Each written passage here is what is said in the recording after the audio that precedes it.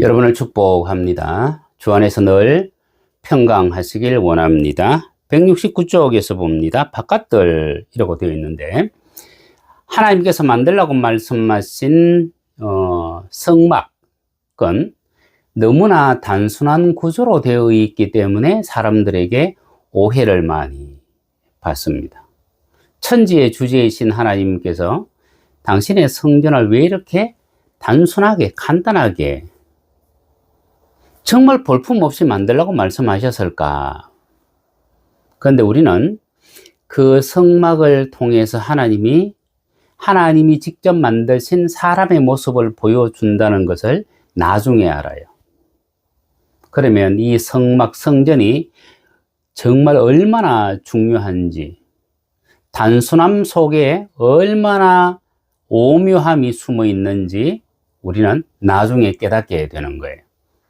여러분, 이 하나님이 만들라고 말씀하신 이 성막은 두 개의 직사각형, 그리고 하나의 정사각형, 그리고 하나의 원으로 되어 있습니다. 여러분들이 지금 화면에서 보는 것처럼 이 번제단이 있는 이쪽이 동쪽입니다. 서, 남, 북입니다. 이 동쪽으로 해서 쭉 들어가면 번제단이 있고 물두멍이 있고 그리고 휘장을 마주하게 되는데, 그 휘장이 있는 그 성소와 지성소, 그 뚜껑을 이렇게 열고 나면 다시 그곳에는 하나의 정사각형과 하나의 직사각형이 나옵니다. 가장 안쪽에 있는 그 정사각형 우리는 지성소라고 얘기하고요. 그 앞에 있는 직사각형을 우리는 성소라고 얘기를 합니다. 그리고 번제단과 물두멍이 있는 이곳을 보통 성막들이라고 얘기하는데, 정말 엄밀한 의미에서는 성막들이 아니고요, 성소에 딸린 뜰이기 때문에 성소뜰이라는 표현을 사용하시는 분들도 계십니다. 그 말이 더 맞습니다. 그리고 가장 바깥에 바깥뜰이 있습니다. 이 바깥뜰, 성막으로 들어가는 그 정문에는 모세와 아론의 아들들이 진을 쳤습니다. 저 서쪽에는 레위의 자손 중에 게르손 자손이 진을 치고, 남쪽에는 고앗 자손이, 북쪽에는 므라리 자손이 진을 쳤습니다. 그리고 이스라엘 백성들이 함부로 성막에 가까이 오지 못하도록 이렇게 방어하는 역할을 했습니다. 근데 여러분, 이 단순한 이 구조가 다시 우리에게 가르쳐 주는 것은 뭐냐면, 이 바깥뜰은 이방인들도 올 수 있는 뜰이에요. 그래서 이방인의 뜰이라고도 합니다. 그 다음 성막뜰이라고 되어 있는 이곳은 성소뜰이면서 바깥채예요. 이 바깥채에서 번제단이 드려지고, 그리고 물두멍에서 제사장들이 손을 씻습니다. 그리고 그 안쪽에 있는 성소를 안뜰이라고 되어 있고요. 그 다음에 지성소가 안채입니다. 여러분, 이것이 성막이라고 하는 그 하나의 구조만 보면은 우리는 이것을 다 알 수 없는데, 이것을 엄밀하게 보여주는 것이 어디에 나오느냐 하면 에스더서에 나옵니다. 그래서 에스더가 모르드게로부터 자기 민족이 지금 멸절당하게 되었다는 얘기를 듣고 금식을 해요. 금식을 어디에서 하느냐 하면 왕궁을 들어가서 바깥채에서 합니다. 그리고 3일 금식을 한 후에 성경은 이렇게 기록합니다. 제3일에 에스더가 왕후의 예복을 입고 왕궁의 안뜰로 들어가니까 이미 왕이 의전에 앉아서 문을 열어놓고 기다리고 있어요. 여러분, 이것이 에스더서가 우리에게 가르쳐주는 그 상징성은 어마어마한 거예요. 우리는 이 바깥뜰에서 기도하면서 모르드게처럼 성 안으로 들어가지 못하고 바깥뜰에서 하나님을 불러내려고 해요. 또 한 가지, 에스더처럼 이 성소뜰에서 기도하면서 하나님을 불러내려고 해요. 그런데 하나님은 우리를 어디로 오기를 원하느냐 하면 성소에 들어오기를 원해요. 그래서 하나님은 벌써 이곳에 문을 열어 놓으시고 보좌에 앉아 계시는 거예요. 그래서 사도 바울이 얘기했죠. 담대히 담력을 가지고 성소로 우리는 들어가야 된다고 얘기를 했습니다. 그죠? 요 개념을 여러분들이 기억하시고 170쪽 오늘 봅니다. 어느 날 제가 마음에 원하는 것이 있었습니다. 여러분, 그 원하는 것이 그냥 단순히 먹고 마시는 게 아니에요. 먹고 마시는 거는 생물학적인 본능입니다. 이 본능을 꿈이니 비전이니 소원이니 그런 것으로 포장을 하면 안 되는 거예요. 본능은 그냥 본능입니다. 이 본능에 충실해버리면 우리는 나중에 받을 영광이 없습니다. 이것은 모든 생물들이 다 가지는 거예요. 그죠? 우리가 가져야 될 것은 다른 이들이 가지지 못하는 것, 다른 그 누군가가 취하지 못하는 그것을 우리가 취해야 돼요.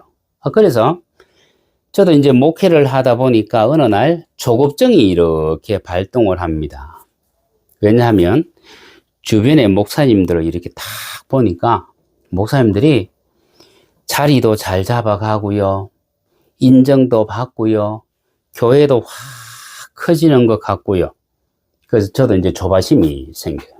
물론 하나님께서 저에게 하라고 하시는 것이 있었음에도 불구하고 그래도 제 마음속에 조바심이 생기더라고요. 그래서 하나님 앞에 기도합니다.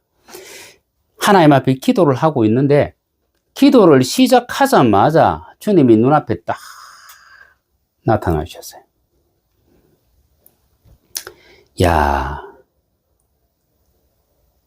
기도를 시작하는 순간에 불과 몇 분 되지도 아니했습니다. 한 2, 3분 되었나?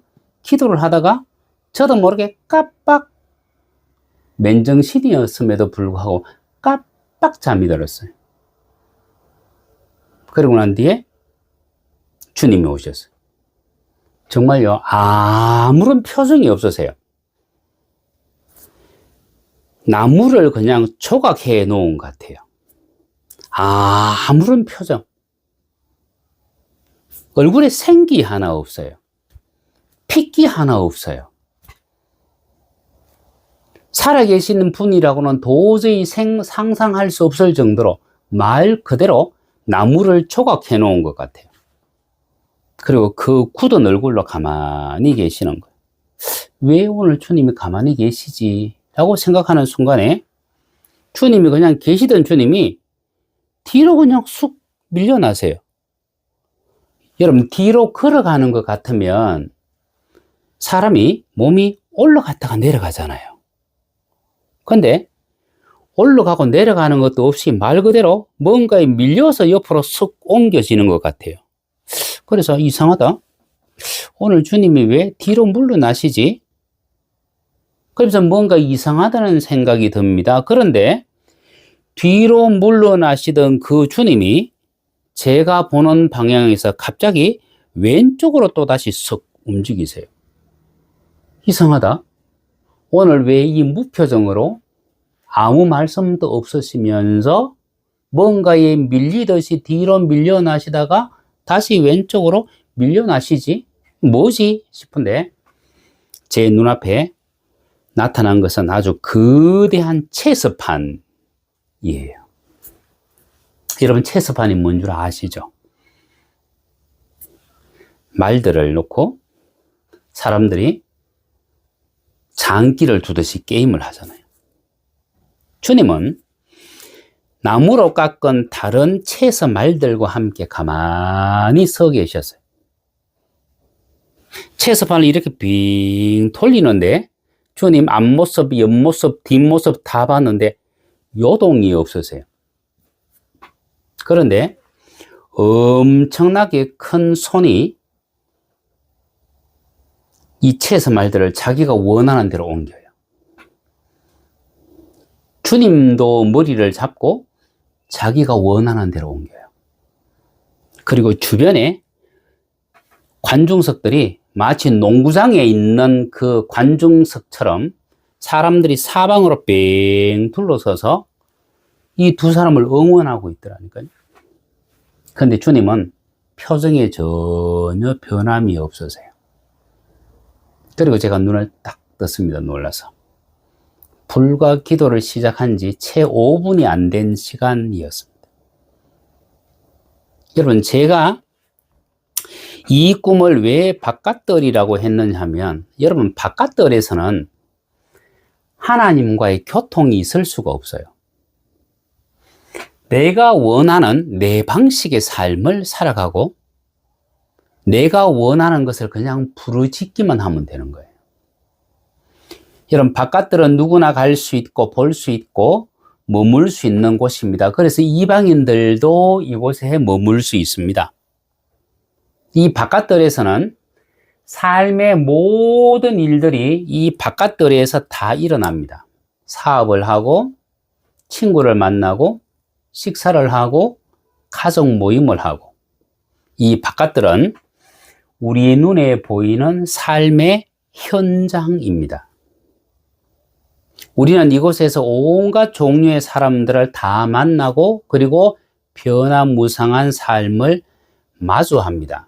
그러면서 뭐를 보느냐 하면 성막을 둘러싸고 있는 세마포장을 봐요. 안에 있는 지성소, 성소, 번제단, 물두멍은 보이지 않습니다. 왜냐하면 이 세마포장이 사방을 다 가로막고 있기 때문입니다. 우리는 세마포장을 보면서 만족해 버립니다. 여러분, 이스라엘 백성들이 성막 가까이 다가가지 못하도록 모세와 아론의 아들들, 그리고 고앗 자손, 게르손 자손, 머라리 자손, 이 사람들이 성막 바깥의 진을 딱 치고 있습니다. 누구든지 성막 가까이 오는 것은 이들에 의하여 철저히 차단되었습니다. 레위의 자손들은 성막과 도구를 옮기고 다시 세우는 일을 했습니다. 그리고 이스라엘 백성들이 성막 가까이 다가오지 못하도록 했습니다. 이들이 한 것은 뭐냐면 종교적인 섬김이에요. 자기들이 하는 일이 정말 거룩하게 보였지만은 그들도 지성소에 임하시는 하나님을 배울 수가 없었다는 얘기예요. 그들과 지성소와 성소 사이에는 여전히 세마포장이 쳐져 있어서 그 너머도 볼 수 없는, 안에서 무슨 일이 있는지도 볼 수 없는 상황. 우리의 신앙의 상태가 만약에 그렇다면 우리는 하나님 앞에서 심각한 오류를 범하고 있는 거예요. 하나님을 중심에 모셨다고는 얘기하지만은 정작 하나님을 만나지 못하고 그냥 자기들 열심으로 살아가는 종교적인 삶, 그것이 바깥들에서 되어지는 일인데, 우리 역시 하나님 앞에서 신앙생활을 한다고 하면서 그와 같은 모습의 삶을 살아가고 있습니다.